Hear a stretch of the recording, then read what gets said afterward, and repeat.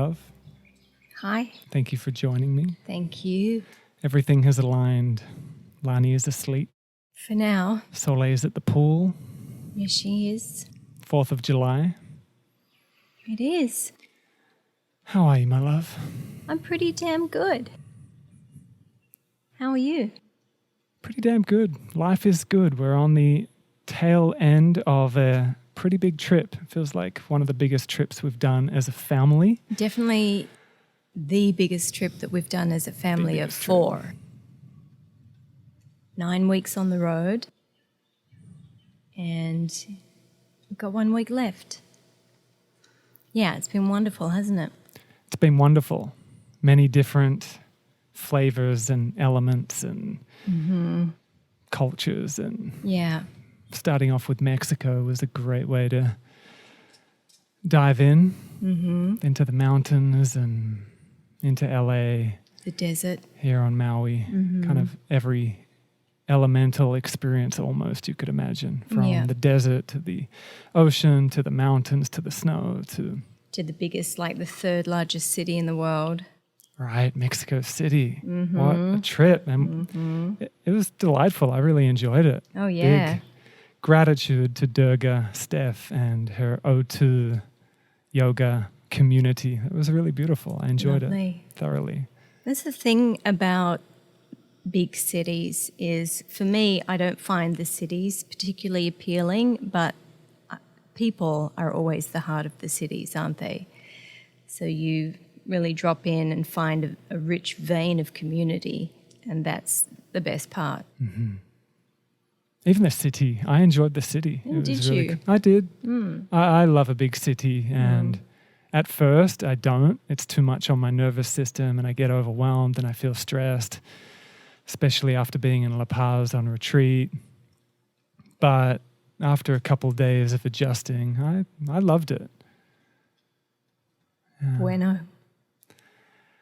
I put this podcast out to the community, as you know, as did you, and asked for questions to ask you, to ask us, and some really cool questions came through. So for today's podcast, we're going to chew through the questions and see where it brings us into the conversation. And it's quite a bit. I think it's going to take as long as it'll take. Okay.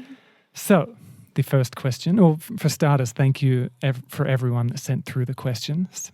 And much love to you. The first question I want us to chew on is, are we, you and I, overcome with emotions, tiredness, shortness with one another? And if so, how do you overcome these situations and states of being?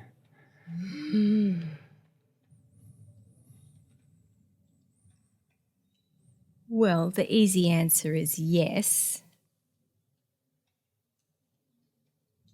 We're human, and we get caught up in our humanness. But I think for you and I, we have a real practice of seeing behind the humanness, of seeing each other as sacred,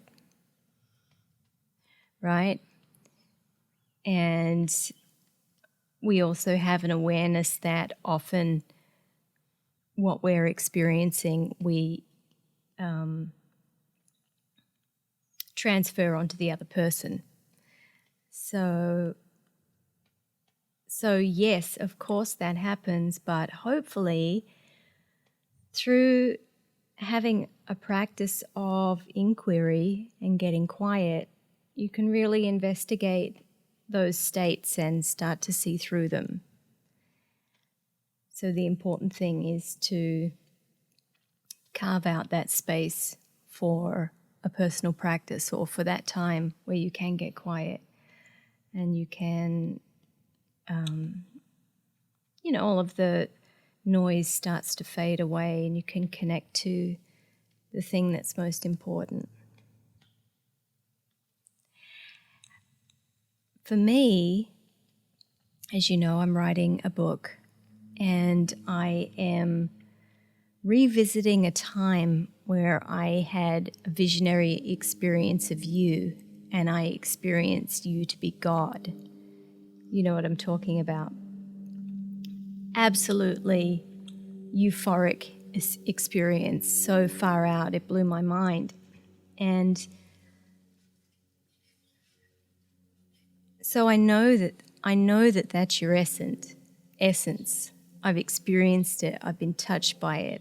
I've seen it. And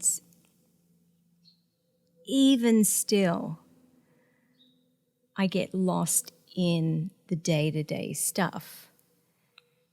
And so it's been a really wonderful reminder, going back and writing about the two of us coming together and reawakening to the beauty and reminding myself, like, oh yeah, that's right. You know, this is my beloved. This is my sacred partner. This is my soulmate. This is my soulmate. You know, and all of the other stuff. Is it really important? Like, what is this other stuff? What is the other stuff that gets in the way? Often it's our own expectations, our own projections. Often it's our own stuff. It's not really the other person at all. Oh, she's just chewing on my nipple right now. It's very painful. She has some strong teeth. Oh my God. I don't know how you put up with that. Like a little rat gnawing. For those of you just listening, Lani's just resting on Joe's boob. Just nibbling on it. Asleep but nibbling. Well, yeah, keep going if you feel like it, because the final question was for us to... we talked about it a little bit, I think, in the first podcast we did together of how we met. But someone asked if we could go deeper into the detail of that, because they wanted more. Okay. I think we just touched upon it. I can't quite remember, but the final question is, please talk about manifesting love, be it self-love or to find a partner, an ideal partner. And please share your story of how you two amazing souls met and how you knew it was right. So you were going there. Sure. Well, my part of the story is how I know it's right, and I just rediscovered this through writing this chapter in my book. And it was about one of my experiences down in Peru, where I was on a healing retreat, and I was working with some indigenous healers down there taking plant medicines, and I had gone into a deep state of meditation, and you, not your face, but just the essence of you came through me and touched my head lightly. And you touched my head with such love, like with all the love in the known universe. And every touch would send just ripples of bliss through my whole circuitry. This was before I even knew you. And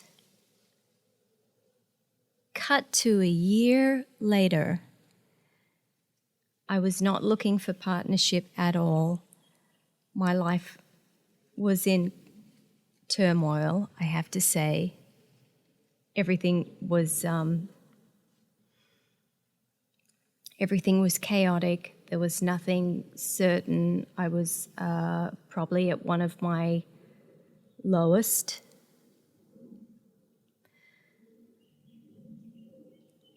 Not in the way I was behaving, but just my morale, because of the life situation of my parents being sick and, not being able to save them and all of this sort of stuff.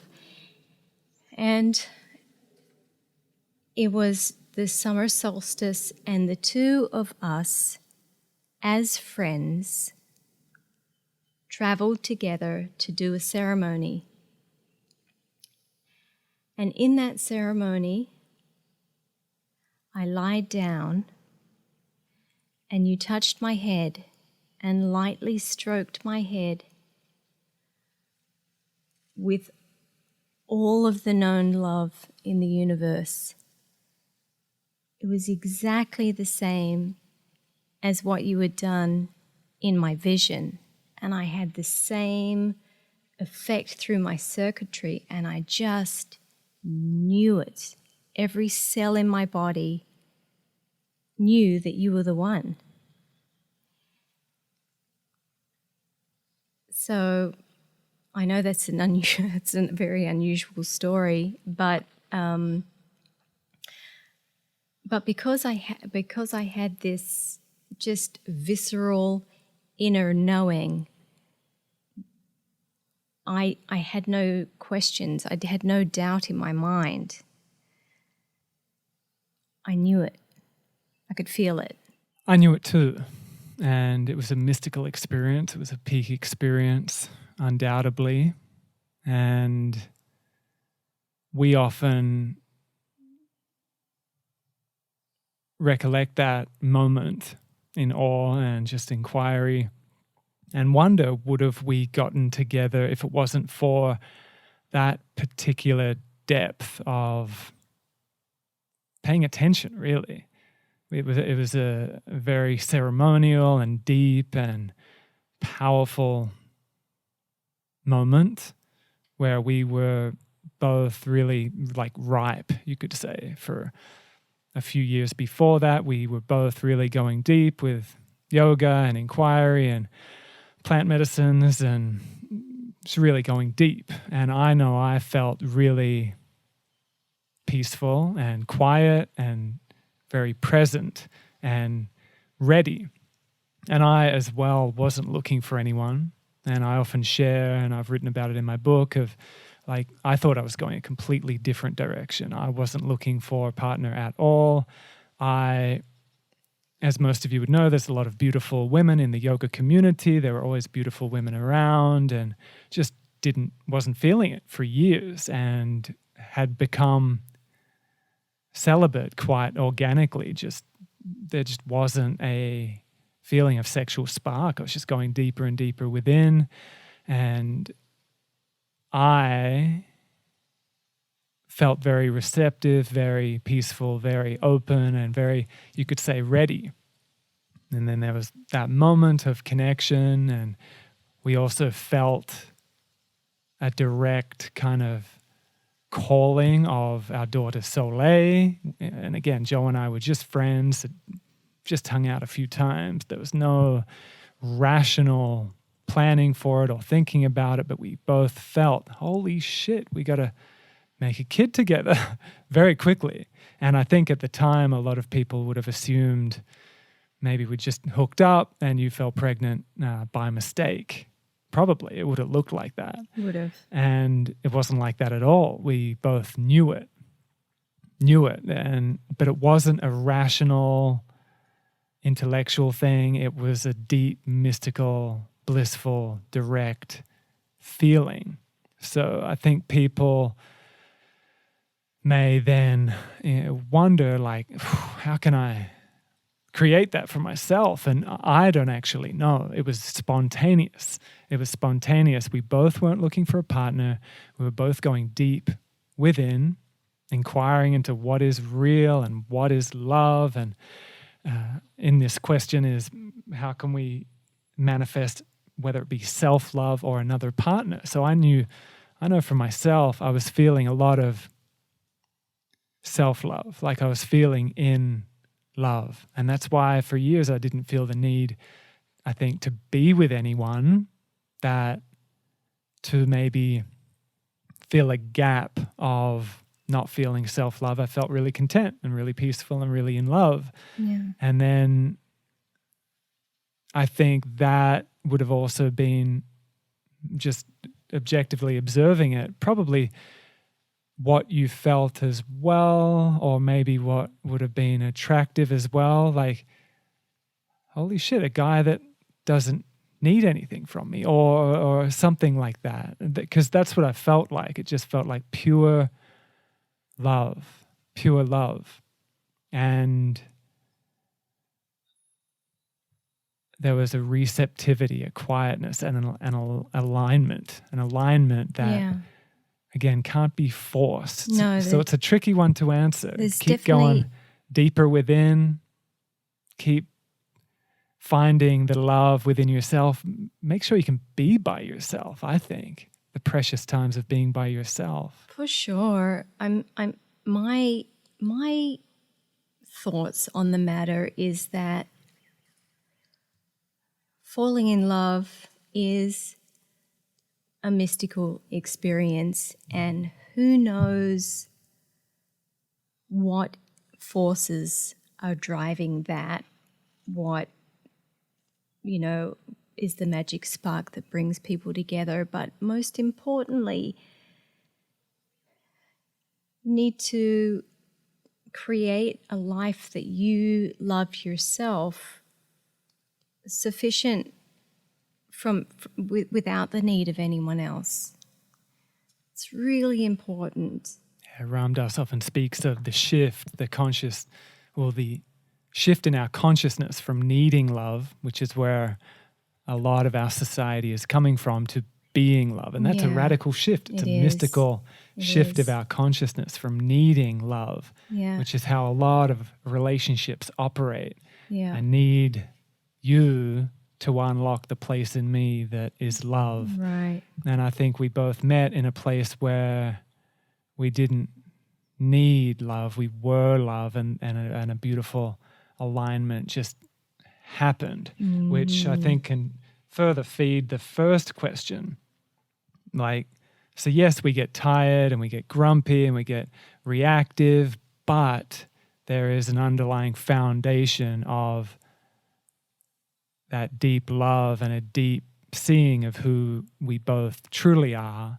And then the other stuff is just passing phenomenon, just stuff that we don't hold on to too much. And sometimes we do more than other times, if we're really tired or if we haven't had enough time to, do self-care or practice or whatever. So I think what you're trying to say is that I get a lot more tired and grumpy than you do. So really it's how you deal with it. Because you're pretty awesome. Like you are. I've been grumpier than usual on this, parts of this trip. When I daddied too much, like this trip, I've been, especially while Joe's filming for Yoga Glow and stuff like that, I'll be daddying not too much. I love it. I love it deeply. It's what I love most, really. But I feel in my kind of circuitry or whatever, if I've been in daddy mode for too long, I do start to get grumpy. And I've felt grumpier than usual in that LA portion of our trip. So how do you transcend or see through the grumpiness?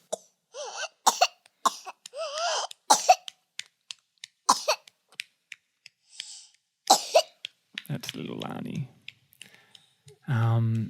Sometimes I don't. Sometimes, June gloom and maybe I haven't eaten enough or something like that. And sometimes I don't, in all honesty. But more often than not, I can see that it's not real. And at the same time, taking responsibility for it. And if I can, just have a moment of breathing deep, or if I get time, then go for a walk or have a practice or something. But it's pretty quick to shift. But it happens, I think, just as much as it happens for you. But yeah, we talked about it in our first podcast. And I bow to you and the mamas. Breastfeeding all night and haven't slept for fucking years, and it's a whole thing. It's true. So of course you're going to wake up grumpy, and I just got to get a couple of chais into you. And, for the dads out there that have a wife, a mama, or the other lover that wakes up grumpy. They haven't slept enough. They've been caretaking for the baby all night. Like, get them their chai or two. I take Lani out for a walk. When Soleil was a baby, I'd take her out for a walk as soon as I could, because I know that little moment of aloneness is precious for you, and you come back and it's huge. You're revitalized and you're happier, and it's great. And we've also found hula, which lights up Joe like nothing else I've ever seen.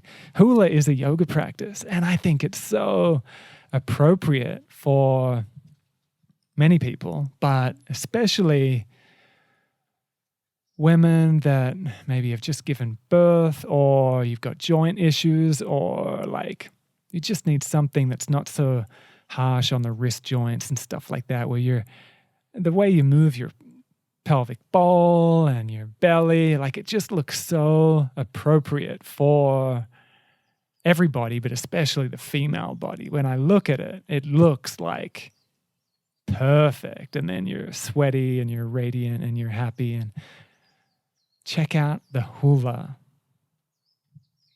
technology. Yeah. I love it. Well, did you know that initially it was a dance for men? Kumu did say that. Yeah, so I found that quite remarkable. But yes, there is something about bare feet on the earth.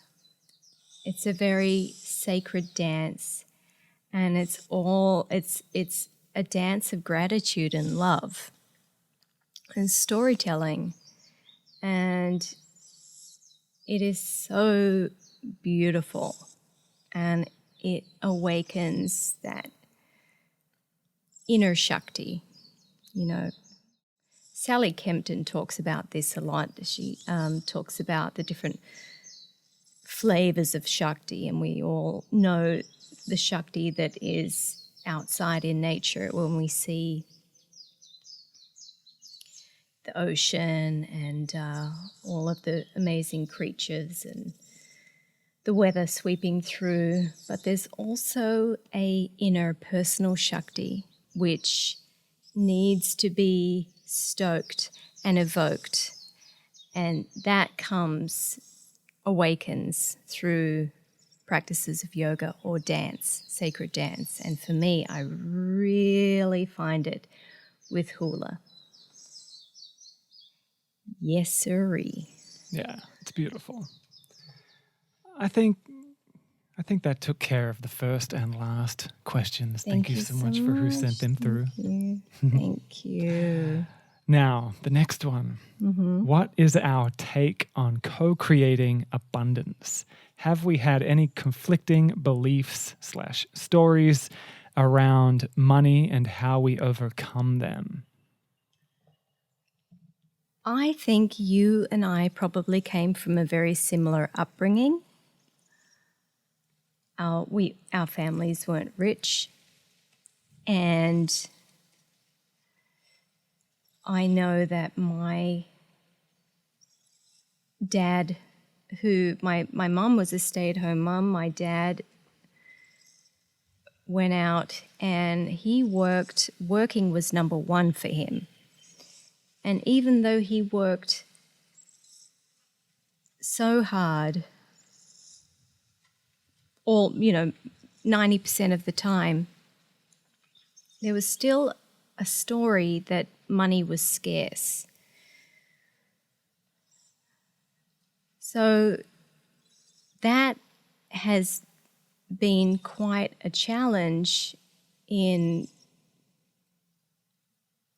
recognizing that program of, like, no matter how hard I work, I'm still not going to have enough. Scarcity. And the scarcity mentality, it's absolutely, there's a deep taproot of that going in and for back until in utero. So what I have done to really work against that is to create these little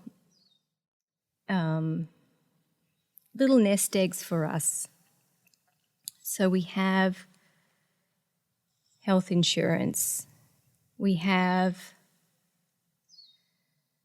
retirement funds, we have education funds for the kids. You know, we have all we have all of these little areas where we put our money into. And so every time I go into fear mode, I can really sit and think, well, come on, is that true? Is that really true? No, it's not. So I think that's an important part of abundance is of really being smart and creating these nest eggs for your future so that you're not just living paycheck to paycheck. Thank you. You're welcome. Yeah, that scarcity mentality, I mean, it's deep in it. I don't feel it as much in my nervous system anymore. And you've been a big part in further helping integrate that. Before meeting you, I felt like I had, in part, like kind of killed a lot of that old conditioning.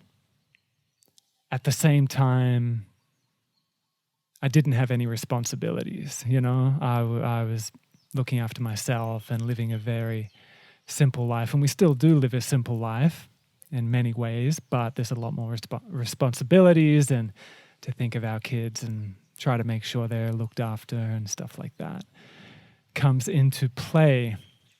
But you really further helped me in refining and integrating the kind of death of that scarcity mentality. And I also still feel it pop up every now and then. Again, especially if I'm not feeling great, if I'm tired or whatever, fatigued, it's easy to go back into those kind of conditioned states of being. But you have really helped me. Like, I've got a default of thinking that going into credit card debt is fine.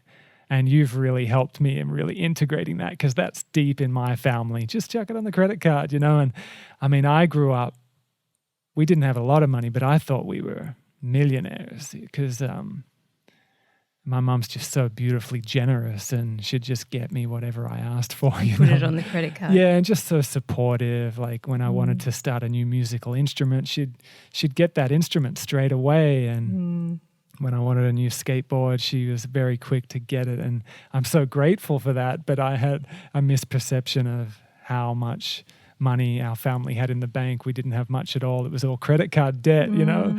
So you have helped me in like, if you don't have the money for it, don't get it, you know? Like, we don't need it. We don't need it.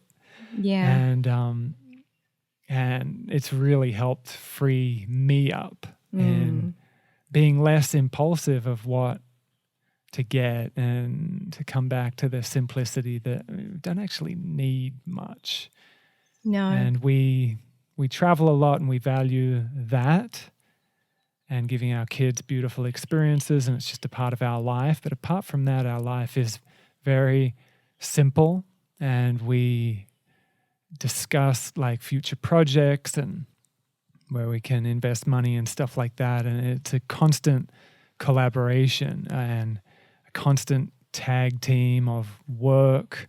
It's fairly equal, like throughout the years, throughout the year, it balances out. Often when we're in Perth, I'm working more and Joe's mothering more. And then when we're in LA, Joe's working more, I'm fathering more. And then we're in Maui and it's like almost perfectly balanced. And like there's a real conscious effort to keep it balanced. Support each other. Support each other. And there's very little of the old paradigm coming into play of like, dad's got to be the breadwinner and he's got to be out working the whole time. And I feel like there's almost none of that left in our being, which is very freeing. And yeah, it's just a constant balancing act and just not buying into the old like fear mentality of what money is, and going a little deeper into the mystical aspects of money is just energy. At the same time, not copping out, not throwing the baby out with the bathwater, so to speak. And money is a part of our existence. Yes, so, I'm not throwing any babies out. You know, one thing that we talk about a lot is that we have a very rich lifestyle, and that is a huge factor that maybe people don't consider.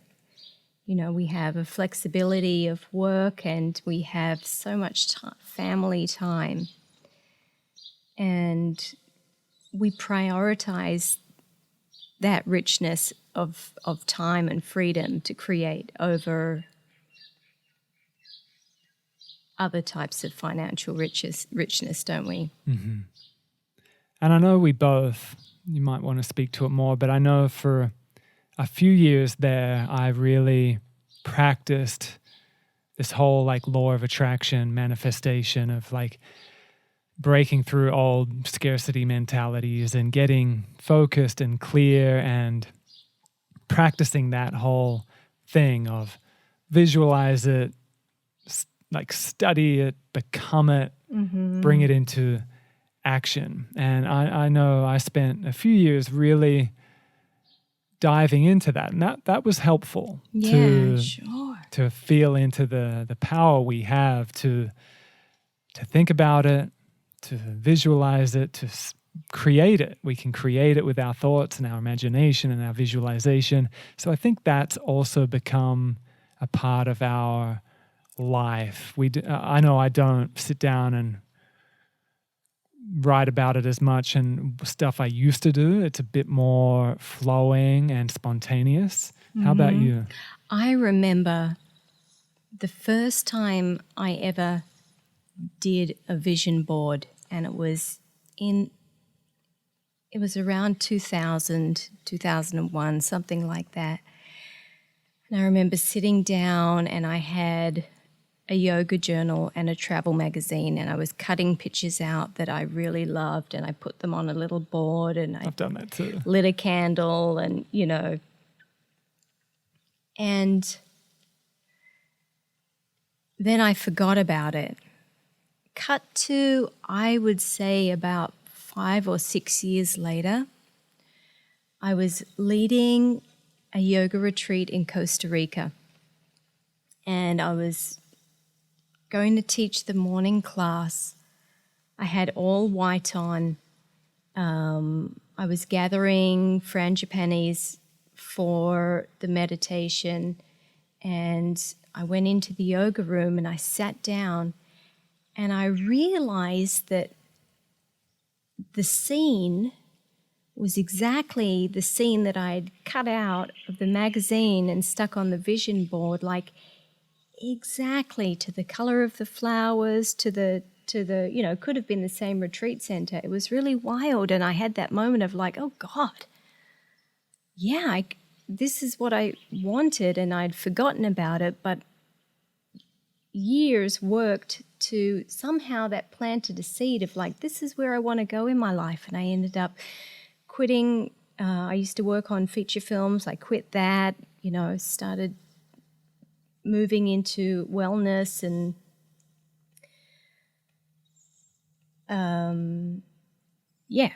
anyway. It works. I think, and it's a common theme that comes up, I think when that is one's only practice, that's where it can fizzle out and become very dry and very materialistic, and the whole spiritual materialism thing. So it's like a potent tool to have in our tool belt, and to become more masterful with our thinking and have more autonomy with what we do with our attention. But then it's all just stuff. Yeah, I mean, it's very easy to cut pictures out of a magazine, for sure. The creative process is fun. And then comes the hard work, which is so important. And the thing about manifesting is that things happen in their own timeline. So just because you want it now doesn't mean it's necessarily going to happen now, similar to what we were talking about with relationships. Just because you're ready for a relationship now, that doesn't necessarily mean it's going to happen. So you need to just do the work and create the situation so that when the opportunity arises, you're ready for it. You've done the work, you've done the clearing, whatever you need to do, you're ready. Thank you for that great question. Yeah, good one. Thank you.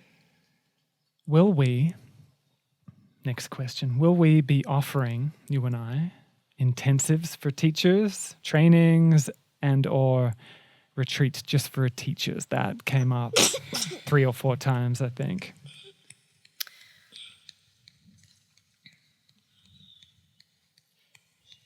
Yes. That you and I have been hesitant to get straight into teacher training, haven't we? We have. But we've been talking about it since we met. We have been talking about it since we've met. But what has come up is that we do want to offer support for people who are already teaching.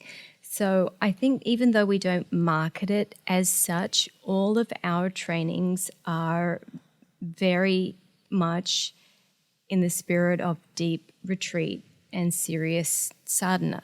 So even though you can jump in, dive in the deep end as a beginner, our trainings are definitely for people who have a robust practice. Yeah, even the retreats, people often share that it feels more like a training than just a retreat. So even though right now we don't have certification of this is how many hours you've done, etc., it really is a deep immersive training. Whether we make our future trainings like Yoga Alliance and certified this and that amount of hours, we don't know, but we're more leaning to know for one reason or another. It just keeps coming to that.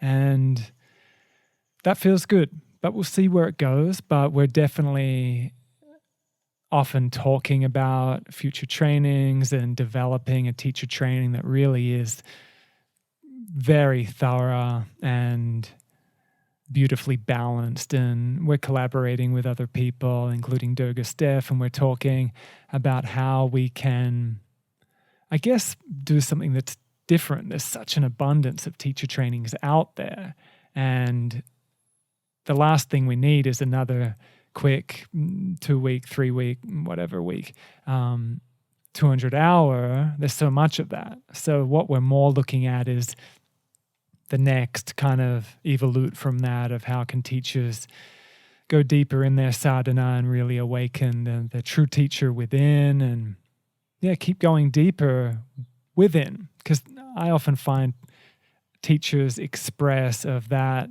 feeling of just coming out of their 200-hour and not feeling ready to teach. And I think that is valid and should be honored and listened to. This process of studentship, I mean, it continues. We're still students. That's why we come to Maui. A big part of why we come to Maui is to be with Ram Dass and to quieten down and study and write. And the studentship thing, I think, should continue. So we want to feed that. So stay tuned for future retreats and trainings and all of that. But thank you so much for that little vote of confidence and that little push. For sure. Definitely, now that Lani is, she's still a baby, obviously, but she's not so dependent on me, and we are feeling space to do more and more now that this little one is out in the world. Next question. Yeah. How does one/we stay motivated to teach when sometimes all around us I see such deviations from the actual path of yoga? I used to get this question a lot when I taught regular public classes in Venice, in Los Angeles. And my advice is just to show up. Just show up. And be present to whoever shows up as well. And then once you're there, the yoga happens. That is my advice. Keep showing up. Keep being true to what you know. Keep stoking your own fire. What gets you passionate? What are you interested in? What's your particular flavor? What do you want to offer? Why do these students come to your classes and not other people's? What is it? And, how can you continue to develop that and be of service for the people who are on the ride with you? But yeah, we all go through flat periods. Just keep showing up. You don't have to figure it all out. And then seek mentorship. Find a mentor, find a senior teacher, really dive in, keep studying. Keep doing your work, because even though there's the beer yoga, the goat yoga, the booty belly yoga, they're fads. They don't have longevity. Just keep doing your practice, keep showing up, and I think the yoga will happen on its own. Beautifully articulated. Yeah, just to further add on to that, I think a lot of teachers, especially early on, fall into the trap of teaching too much. And again, rightfully so, you got to pay the bills. And often, especially early on, the classes don't pay much. So if you are teaching a lot, being lovingly disciplined to make sure you're not teaching sometimes and you're doing some self-practice and self-care, and keeping that daily practice is crucial. A lot of people feel that teaching is enough and it can replace the need for self-practice. I don't think so at all. Give your voice a rest, get quiet, let yourself be, like you said, a student. That mentorship is really important. I had Isabel on last week, and she's been teaching for 10 years or so, I think. And she's in this new chapter. She's also a mother and in a similar phase like that, but she's made the conscious choice to not teach anymore, not just because she's in mother mode, but to really focus on being a student again. So maybe if you're really burnt out on being a teacher and the motivation isn't getting reignited, taking a break. Like, it's only a role, and we can get so attached to our role. And maybe every now and then, not only go on retreat, but maybe take a sabbatical every now and then and totally temporarily disidentify from being a teacher. And it could revitalize how much you love being a teacher and what began the initial desire and inspiration to be a teacher. So that could be a healthy thing. For sure. And if you're wondering what that noise is, the air conditioner next door just kicked in. So I hope that sounds okay. Yeah, next door always has their air conditioner on, but maybe think of it as like a, for those of you that know the Brummery hum, it's like just a little hum in the background. Maybe hum as you listen. I think we spoke to that adequately. How does one stay motivated? Yeah. When sometimes all around us I see such deviations from the actual path of yoga. Yeah, I mean, we spoke to that. we did. Yeah. And admittedly, you and I have had our times of being frustrated at a lot of the fad, mainstreamy type stuffs of yoga. I don't feel it gets to me anywhere near as much as it did, but we definitely have, and it has our jaw drop, and we roll our eyes back every now and then. But like Joe said, and like you said, they're just fads, and they're fine, you know. And a lot of it also can be a gateway, a kind of bridge, a stepping stone.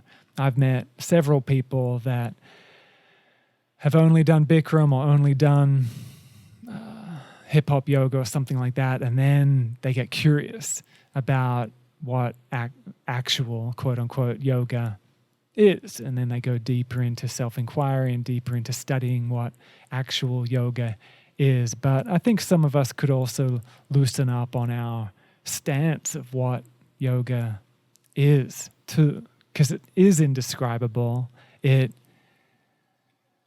It's so deep, and there's so many different nuances and different paths of yoga. So what is actual yoga?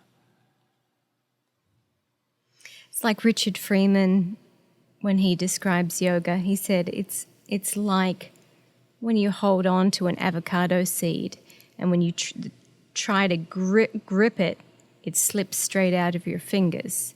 It's the same thing with yoga. As soon as you think you've got a grasp on it, slips away. Mm-hmm. Cool. The next one. Yeah. Can you speak to the feeling of loneliness? When I was about 12 years old, I went through a phase of being petrified of going to sleep, because I thought that when I closed my eyes,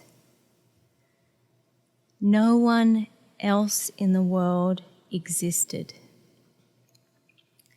And I was terrified of this feeling of being alone. And you know, these sorts of feelings are, you know, are very key on the spiritual path to really exploring, you know, what the nature of reality is. Are we really alone? What happens when I close my eyes? And these are some of the biggest questions that there are to unpack in this lifetime. I don't know if I'm going too deep with this question, or if I'm going to go deeper. So. You're going to go deeper.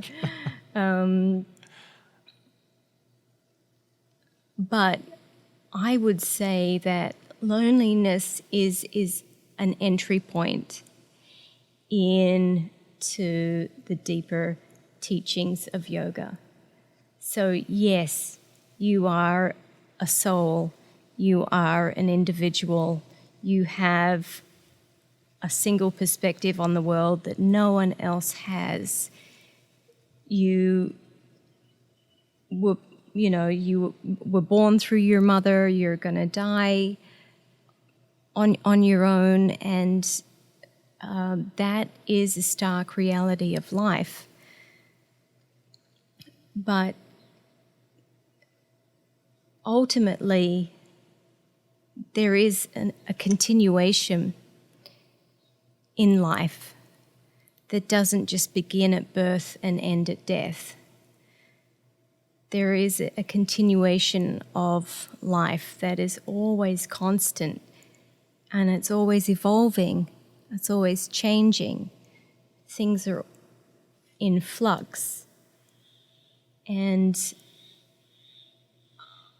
I would just suggest to sit with that feeling, get honest with it, or allow it to be with you, and then really question, like, is this all there is? Am I really alone? And allow that to be a gateway into a deeper practice. Yeah, and just to add on to that, there's something that's often referred to in spiritual methodology as the Great Aloneness. And like you said, loneliness, that feeling of loneliness, even though it can be really, really painful, can be such a powerful gateway into, quote unquote, the Great Aloneness, in which there is, in the realm of oneness, we're all alone in a way. In a way, we're all alone. Like, contemplate, like, what is actual oneness, actual emptiness, the void, which in many of our socialized, conditioned perspectives, that languaging is very scary. To be void, to be empty, to be alone. It's very scary. And it goes hand in hand with how we fear death so much, how we're collectively so uncomfortable with silence, this kind of collective pathology of not being comfortable with boredom, or even discontentment. I remember Adyashanti talking about discontentment being a gateway as well. Very similar, the feeling of discontentment or the feeling of loneliness. If you contemplate, like, who am I really? Like, what is this? And you just witness it with loving awareness, and it can turn into divine loneliness or divine discontentment. Or if you sit with the boredom, it can become inspiration. But we're in this current age where we can just have a constant distraction. So we're lonely, pick up the phone, go on Tinder, or go on Instagram and scroll through other people's lives. Like, got to give it time. We got to give it breath. We got to give it the attention that it's yearning for. It's yearning for attention. But if we just have that knee-jerk reaction, oh, I feel lonely, and we're reaching for something or someone to fill that gap, that feeling of loneliness, we're going to miss the moment. Another way to look at it is the gap. In that gap of loneliness, if you dive into it, that's where the love is. That is where the wisdom is, the beauty is. But if we haven't trained our attention to observe it, to give it attention, it's just, fuck, this is uncomfortable. Give me something to remedy the discomfort. Drugs, alcohol, sex, porno, like, there's so much to choose from. Lonely, hop on the computer, watch a porno. And like, it confuses the crap out of our circuitry. We get into this addictive mindset where we don't allow ourselves to sit in that discomfort. So if you've had enough of that loneliness, you've had enough of that discontentment, that boredom, whatever it is, they're all associated. They kind of all go hand in hand. Maybe have the discipline to not pick up your phone when you're feeling that. not go on Instagram when you're feeling that, not go on Tinder, not go on porno, not get the quick fix, and really sit in front of your altar, roll out your mat, do your practice then, and like sit in the pain of the loneliness, and it will awaken you. Like the awakening from grief, like all of these painful experiences that we can very quickly these days just cover it up with something that will cover it up, but not for long. You got to have, again, that's where mentorship comes in handy, Sangha, where you can speak about these situations and you can feed off one another.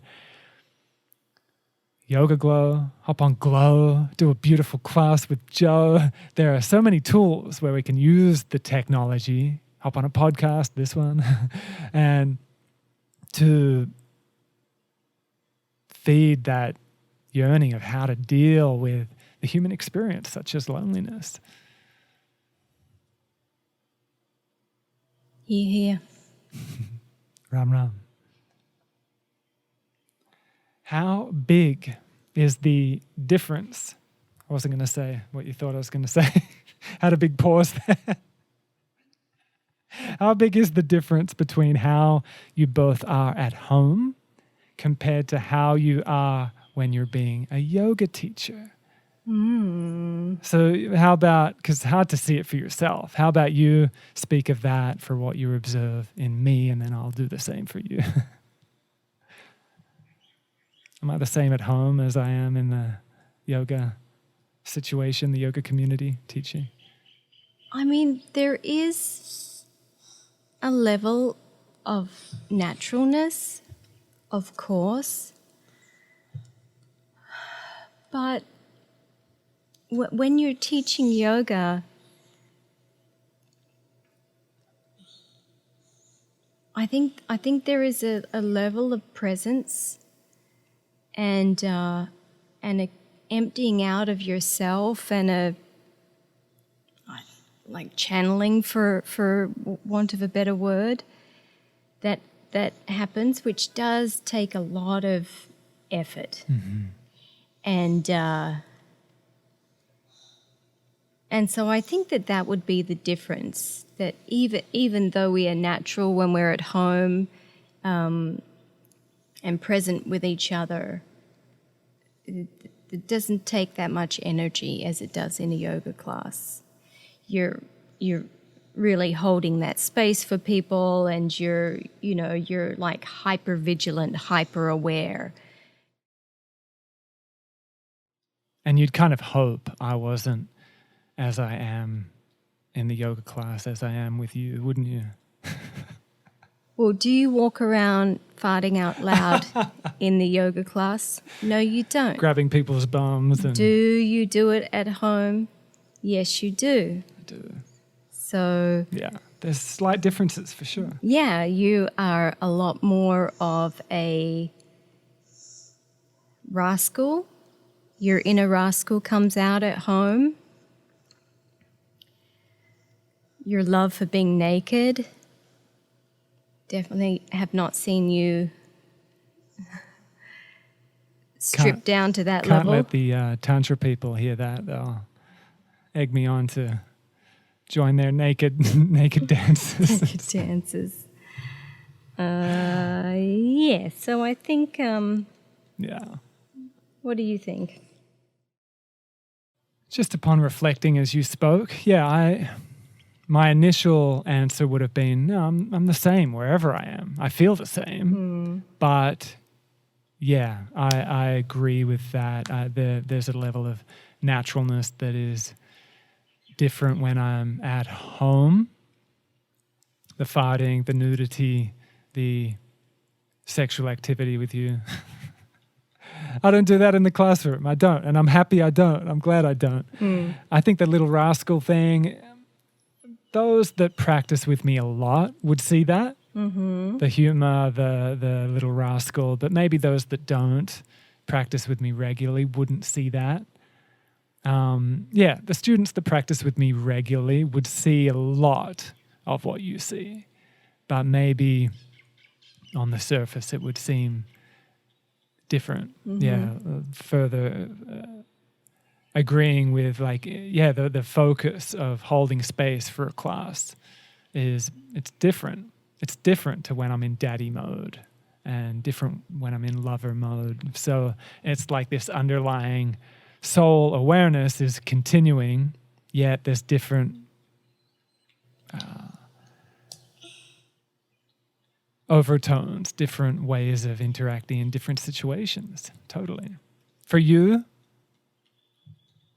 very similar. I mean, you're such a sweetheart at home, and so like you don't walk around farting. You don't walk around naked. I don't. It's very similar.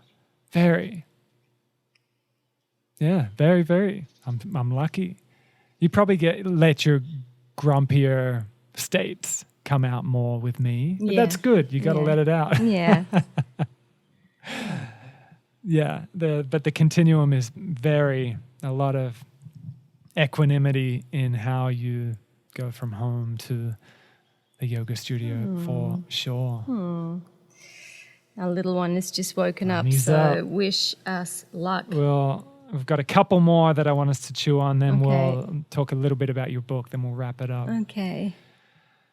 Do you feel freedom within your monogamous marriage? Oh, for sure. This is how I feel. Sweaty baby. Oops, or I just knocked the microphone, sorry. This is how I feel is that, we're not locked into anything just because we're married and we're monogamous when we don't have shackles on. It's really a constant... Uh-oh. Lani's got the mic. Uh-oh. Baby. It's a constant choosing of each other, right? It's a constant coming together, and it's a constant this is what I want. This is a co-creation. So I'm going to get her a toy. Keep talking. Yeah, I don't think we have oh my God, she wakes up and it's chaos. I don't think that we put a guilt trip on each other or have a heaviness or a jealousy or an expectations on each other. I think if Stu woke up tomorrow and said, I don't want to be in this family anymore, I would be heartbroken and gutted. But I would also be okay with it because that would be his decision. So I think that when you release those restraints on people and you allow them to continuously choose, then I don't feel like there's that element of being trapped or a perception of being trapped. What was the word? Do you feel freedom? Freedom. Yeah. Okay. Yeah. Yeah. I agree. And I think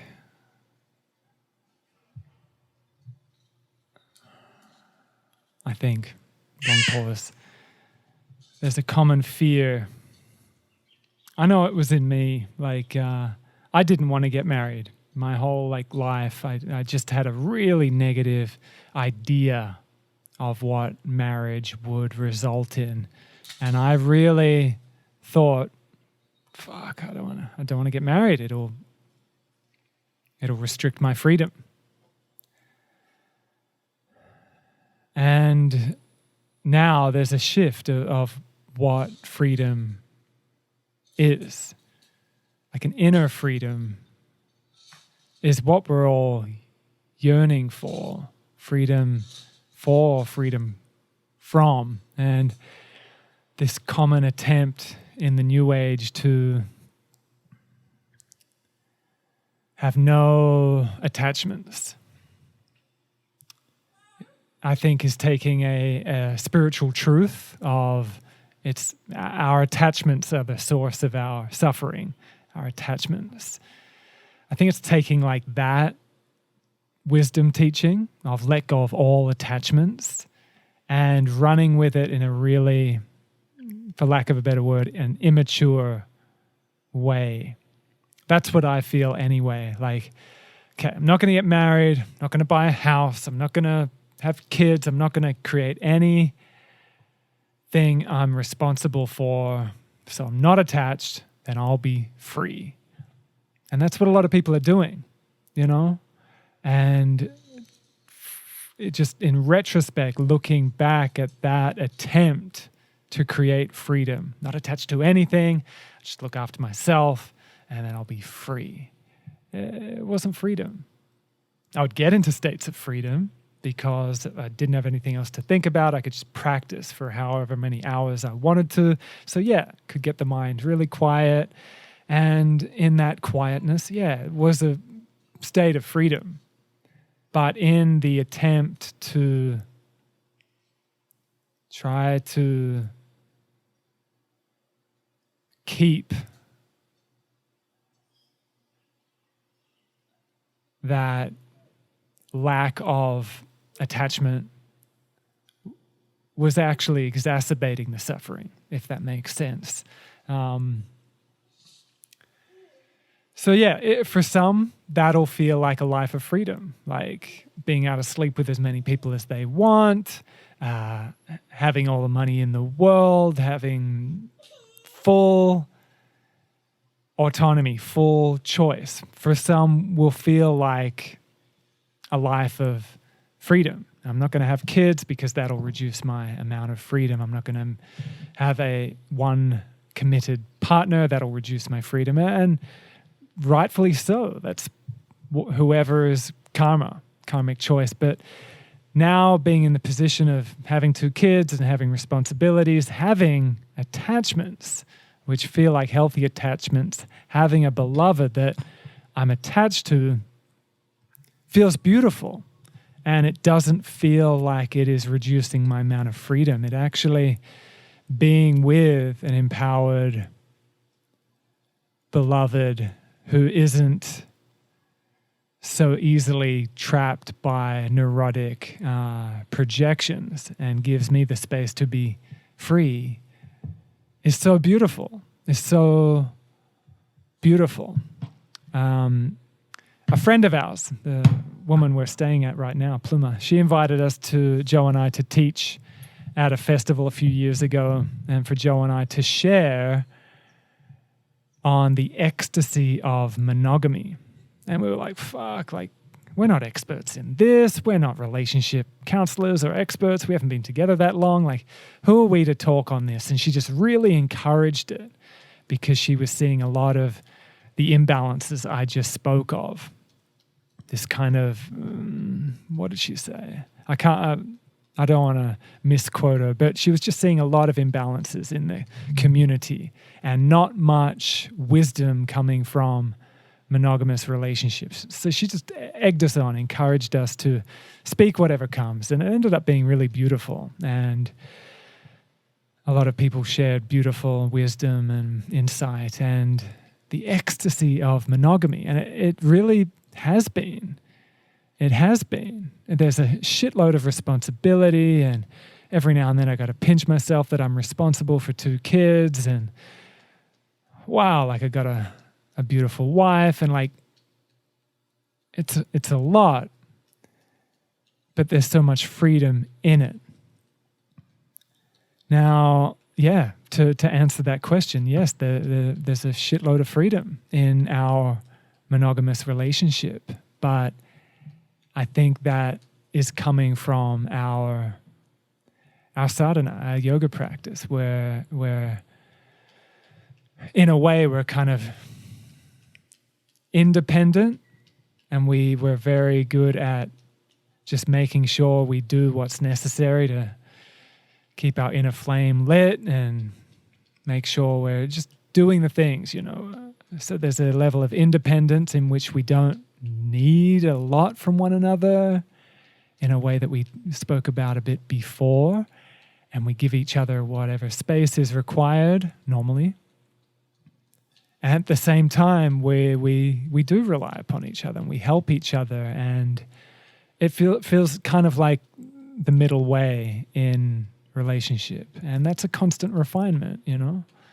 I think that we're coming out of a paradigm where relationship was ownership and there was an inequality. Mm-hmm. And that was present in our parents' relationship, in our grandparents' relationship, all the way back. Right. So it's a heavy paradigm to break out of. But it's definitely worth exploring, because I'm in love with this way of being in relationship in the world. Sorry if my voice is all over the place. Lani is running amok right now. She's woken up, full of energy. She's just pulling at the microphone and she's just dominating the situation. We'll gradually wrap it up. That is all the questions answered, so mission accomplished. Okay. Before we do wrap it up, how's your book going? You're diving deep into it every day, and it is beautiful to witness. I see you're in the flow. I am in the flow. Great. Okay, so we spoke 6 months ago, and the book was still on the back burner, but now I am actually in a real writing flow, and I'm loving it. It's such a wonderful process, and it's going great. I'm reading it to you because I guess I'm a little bit curious if it's interesting to anyone else, just to me. And what do you think of it? I love it. Yeah. It's been great. I won't give too much away, but yeah, I've had the privilege of being read to by Joe most days, and you're a great writer, and I'm truly, even though I've been a part of a lot of what you're writing about, and I know it, and you've spoken about it a lot, it still blows me away. It's far out, isn't it? It's far out. Joe, I mean, she's had such a deep, rich, crazy few years, like the couple years before we met up to this point, and she's really unpacking it and writing about it, and there's a lot to share, and it's beautiful. It's going to be a real gift to people.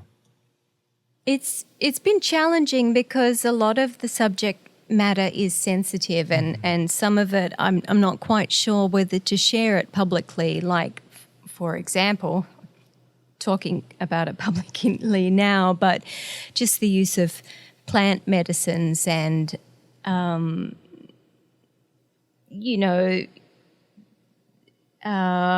going into assisted states of deep meditation. And I know a lot of these things are frowned upon, and it's sensitive. A lot of people have strong viewpoints. So I am grappling on whether it's appropriate to share or not.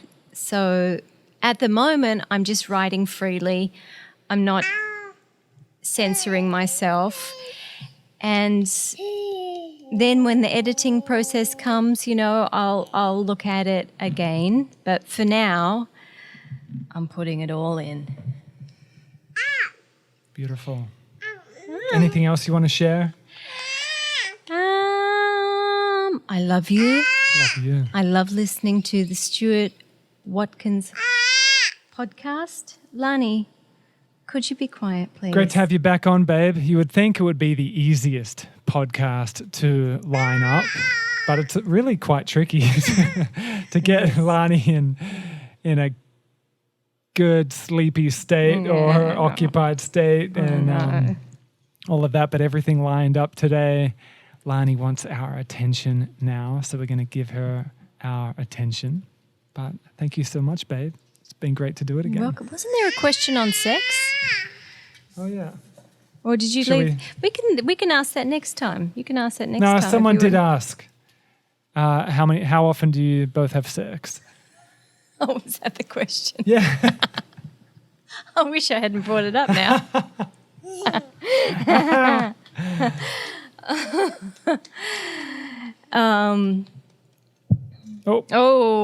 bump. Oh, head bump. Well, it depends, doesn't it? It does depend. It depends. It depends where we are. Where we are. Sometimes we're in a tiny place with no curtains and just it's pretty much like doing it out on a footpath. When we were living with Joe's dad, a couple of times he walked in on us, and so that's been a big,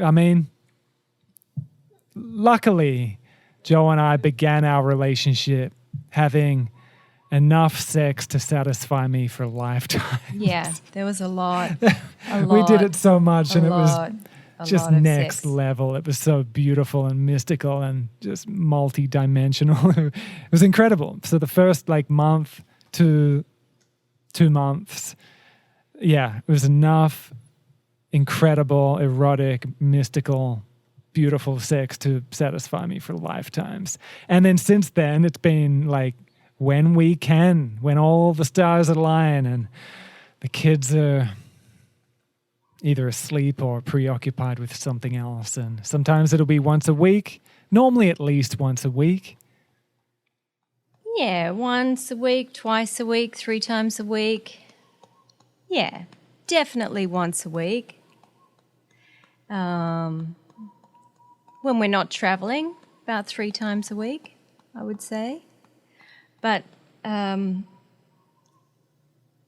I bow down to you, my love, because it doesn't matter if the babies are screaming or what's going on.